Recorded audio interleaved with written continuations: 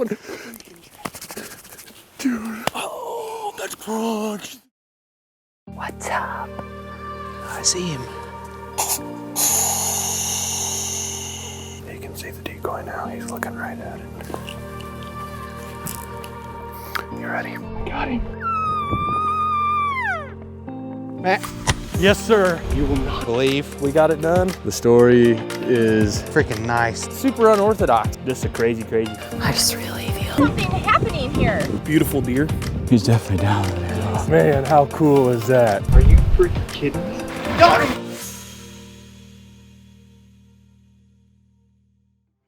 All right, so this is April 8th and we're out doing some TSI work. One of the things that we talked about that we never really had enough gumption to do until talking to Chase and educating ourselves was feathering some edges. So you can see our blind over here, that's a late season blind. It's really a gun hunting blind too. And this is one of our big sanctuary destination food plots.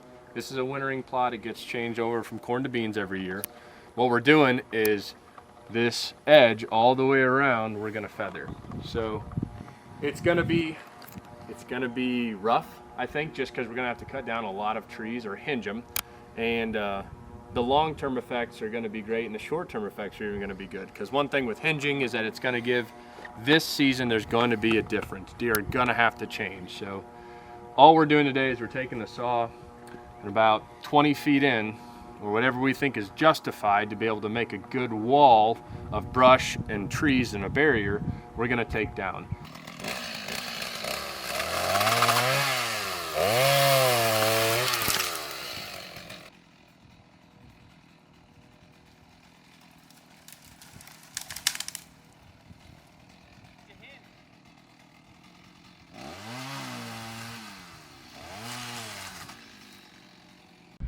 Turkey season, but yet again we're thinking about deer, and you might be wondering why I'm covered in sawdust. Grant and I and his father yesterday, or this last weekend I should say, been working on feathering this entire edge. So I don't know if you can see how well it is, but this is a snaggly mess all the way up and down this field, and it's like that all the way around it. We've got an opening in the corner there, we have a ground blind there, and this entire edge is feathered. And when you come in here, we've left this opening obviously as a primary trail to hunt them. And we're gonna pick a tree up in this ridge over here to hunt this path. So what else have we been doing? You might notice all of these ring trees that we have. And if you're good at identifying trees, you'll notice that these are all hedge trees that have been rung. And the reason is that these hedge trees really have no biological benefit to our ground, and we have a ton of them. So after having our farm consultation with Chase Burns and using his wealth of knowledge to help better our habitat, we're killing every single hedge tree that we can on this farm. We're doing that by ringing the tree with a chainsaw, and then Grant's coming in behind me and spraying them with triclopyr, which should kill them fairly quickly and efficiently and not have too much of a half-life. So we've been just doing this all over. About how much do you think we've gotten done? A couple acres? 2 acres, maybe 20 more to go. 400 trees maybe. There's a lot of hedge in here, like you guys can see. I don't know if Garrett showed you the path on the way in, but Garrett and I have been talking about this the whole time. It's just like you can see, and I know given what time of the year it is, everything hasn't greened up and thickened yet, but you can see a couple hundred yards into our timber, and that's a problem, because that means if there's no structure here, no cover for deer, then they're not going to live on us. So that's what we're fixing. On May 12th, almost a month ago, we sowed in some clover. Now it's germinating, it's coming up well. It's fresh, brand new seed, so it's not going to be luscious, right? But I bet we've got anywhere from 4 to 6 inch stands. Now that it's up, it's hardy enough, we're gonna spray it. Over here, for all you obsessionists out there, you are not alone. We planted about 1.5 acres of beans. It's double planted, so we checkerboarded it. That means that we have beans running this way, and then perpendicular we have them running the other way to just maximize the tonnage that we can put in the ground. We had problems with browse pressure year after year, so we actually ran an electric fence all the way around it. So we'll have this buffet, like I said, of greens, of proteins, of carbs, high fiber, everything that a deer would want. So hopefully throughout all phases of the season, these deer will have something that they want to eat here. It is Friday, July 17th. Grant's been out here tilling. I just met up here and I'm already sweaty. It's sweating the meat locker. But we got Whitetail Institute wintergreens and tall tine tubers. This is what we call the bottleneck plot. The only tip I can tell people is literally that rain guard, that Duracoat that they put on these seeds is a seeder's best friend because it's dyed blue. You know, like if you go buy clover seed or turnip seed or any seed, really, it's like a brown or a white or a pale gray. Blends right in. Oh yeah, you can't even see it, man. So like this blue stuff, 2 tips when you're seeding. A, if you have an ability to add it, like a lot of people make a coating that you can put on seeds if you don't use Whitetail Institute, but it already comes on. Coat your seeds with a colorant so you can see them. And if not, just try not to trample around too much on your seed bed, and literally you'll be able to see your footsteps. So it's a nice thing about tilling versus no-till or just disking. But you know, right here you can see where probably me cut across when I came down here. But as I walk, you leave footsteps. So as long as you don't tromp around too much on your seed bed, you should be able to just hammer it out. All right, guys, what's up? It's October 23rd. It's pretty cold. It's like 39 degrees out right now. It's fairly windy, but in this bottom it's less windy. And we've got 2 scrapes being monitored by Moultrie Mobile down here. And this morning at about 6:30 a.m., just right before daybreak, there's a buck that Garrett and I call Crunch that came and worked that scrape, and there's another buck we call Snickers that's also been working it. So I'm sitting down here alone tonight, and Garrett's on his fishing trip. Hopefully he is catching some fish.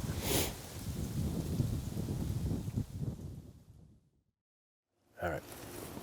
Good morning, everyone. It's November 4th. Optimism is not the highest today. High of 70 today, 70 tomorrow, 68, 70, 72. That's the next 5 days. Grant and I have our rutcation. We're in the same exact spot that he killed Teeter almost a year ago today. The only difference was it was about 45 degrees colder. So we're just gonna hunt the mornings and the evenings and try to put ourselves in the best position, but deer movement is slow. Guys are still killing deer though. Matt shot one last night. So we're gonna be aggressive this morning, rattle, and see if we can't work some into the decoy, and then figure out what we're doing for the afternoon.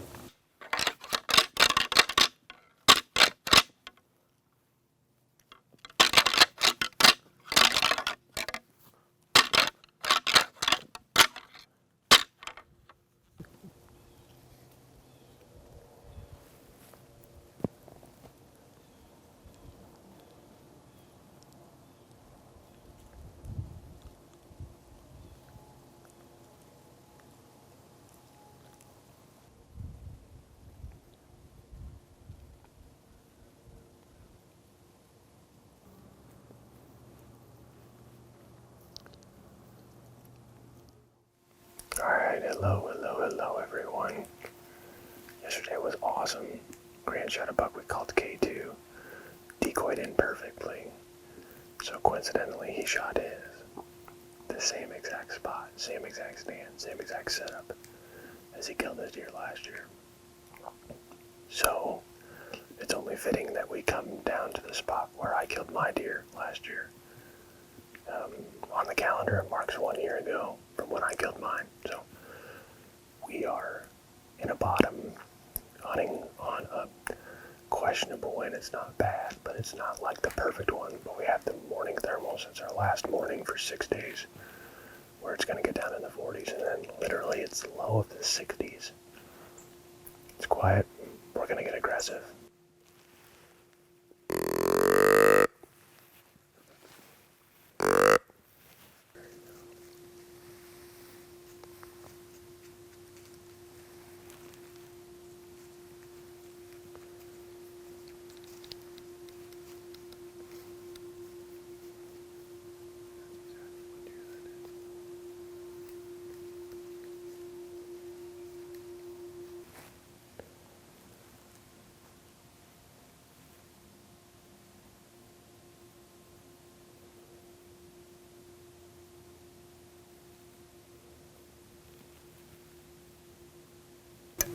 cart and took a piss. 2 for 1 special. So, it's gonna really warm up today, and we're trying to figure out how much we should push into some of our spots. So, this camera's on one of the heaviest trails in this bottom, and hopefully this tells us A, how the movement is, and B, more importantly, when it is. Like, I know a camera's not gonna tell you every deer that walks in this bottom, but if we see daylight activity, especially in the evenings, it'll kind of let us know if this warm weather's really putting them on hold or keeping them moving. So We are riding a hot streak. We have had tons of success in early November, more than we've probably ever had as a group. Here we are. It just seems like about once every 3 days, somebody's getting an opportunity at a buck. We're going in, the temperatures are still hot. We're checking cameras and trying to be kind of mobile and agile where we're going and how we're setting up. And now we've located Crunch, and we're trying to kind of close in on it before he moves up ship or jumps property, because it's that time of year where they can. all right. So it is November 11th.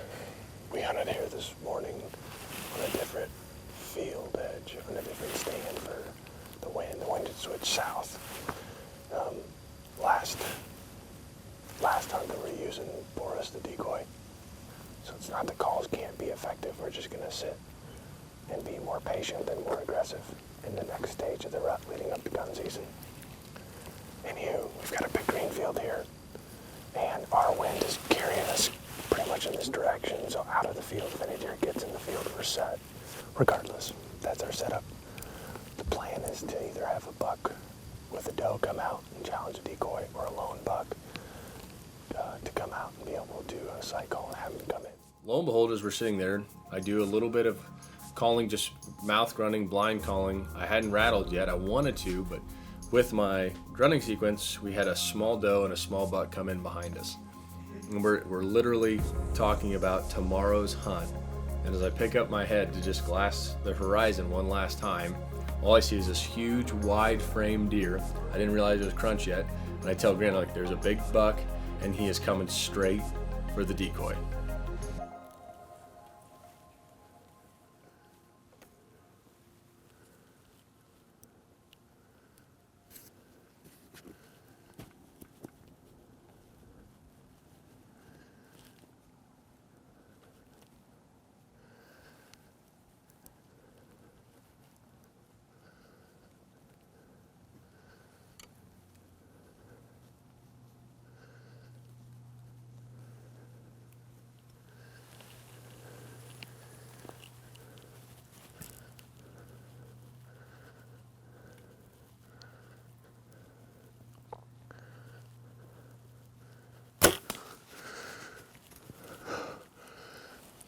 Oh, did I smoke him? Oh,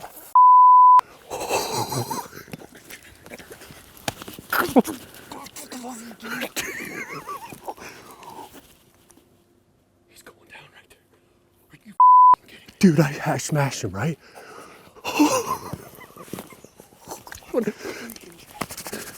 Dude. Oh, that's Crunch. I love you, dude. I love you, dude. I looked up, all I seen was I like, saw something move over there, and I thought I heard a buck grunt, and I was like, I saw up, I looked at him, I saw these freaking wide I ones. gotta call Logan. I smoked him, right? Dude, I was gonna stop him, I'm like, Grass right there. come on.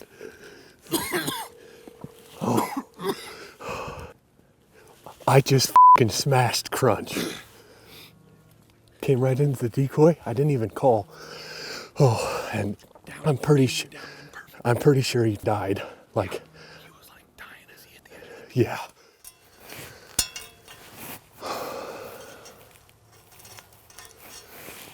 Well, I guess let's go see what we can find here. I wonder if we can find my arrow without using lights. There it is, right here. Right here.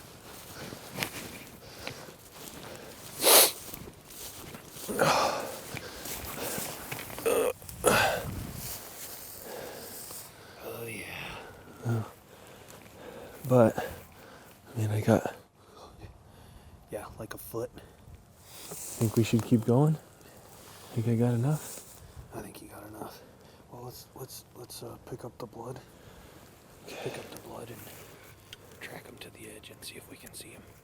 So the funniest thing about this whole ordeal for me was when Garrett shoots this deer, it goes and runs out of the field. The funny thing about the clover field that we're sitting over is there are ravines on every side of it. And this deer, at the very end of the clip before he goes out of frame, runs as hard as he can, and he just like springboards off the edge of the field into a ditch. And this ditch has about 20 tree stems per square foot in it. Blood way high up here. This is where, so this guy's is where he Look, he jumped. broke it off He too. jumped in.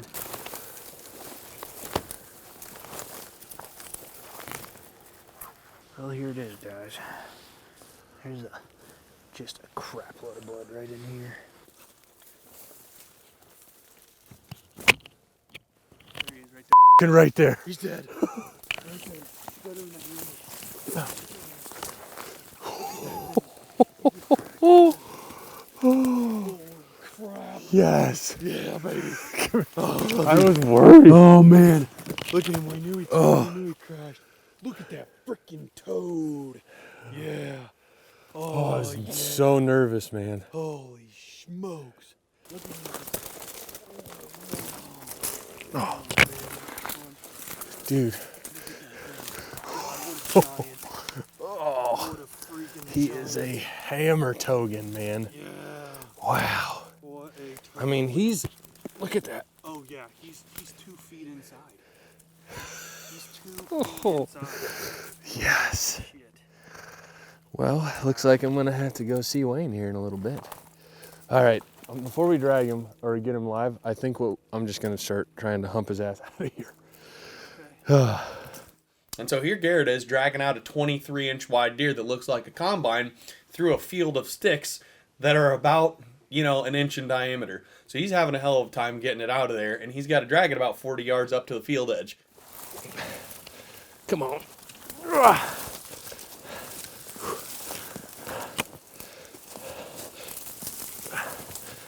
The story is Crunch is gone. So if you guys aren't a part of the inner circle, which you should be, you've already seen this. We showed it to them first. This is a deer we call Crunch. Shot him tonight at 512, 513. And gosh, man, I'm still riding the high. Like, I was shaking like a dog shitting razor blades after I shot this buck. Probably the widest deer I've ever killed. To give you guys reference, there is probably another 3 inches at least. And this deer is amazing. We parked our side-by-side different. We hung that stand different because we slipped in on the east edge this time. And if he was bedding right there on the hillside, which totally makes sense because he would have had all the sun, he would have been just loving life. South wind, getting all that sun, happy as can be. And then he comes out to his little alfalfa field to see some imposter. Who are you? Not today. Dude, he walked on a line. I mean, Yeah, he did. He knew where he was going to, right downwind of him.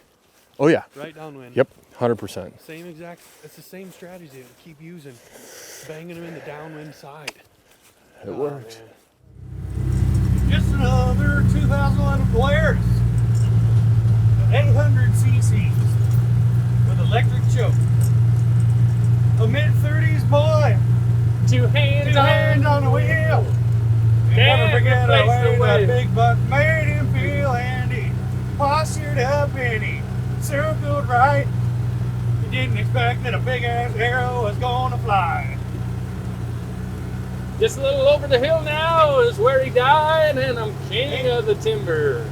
When we killed Crunch tonight. Oh, I know I can. I'm getting old, you know it. Well, you're pretty much over there.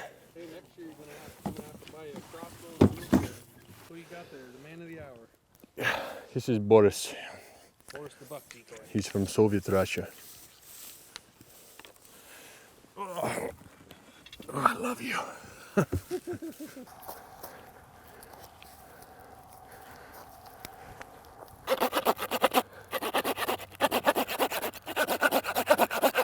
No, yeah.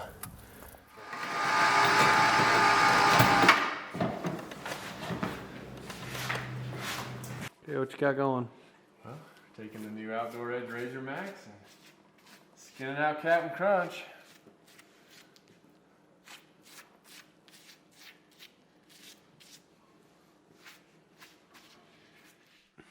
What's it look like? Let me see. Just a little guy. Just a little 23-inch wide buck. You know what? What? I am so glad that we're gonna have a safe journey. You know why? Because we have this aluminum frame. This is a Ford F-150, bud. You're like a redneck Superman with a cape. Hello! Say goodbye to Captain Crunch one last time.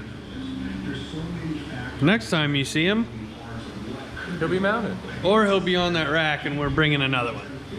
Maybe. That could be cool.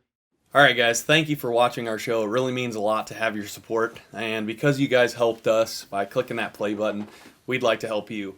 So we're going to give away a brand new Outdoor Edge knife every single episode, all season 7 long, during the credits. So if you're interested in joining our giveaway every single episode, wait till this time in the video and drop us a comment.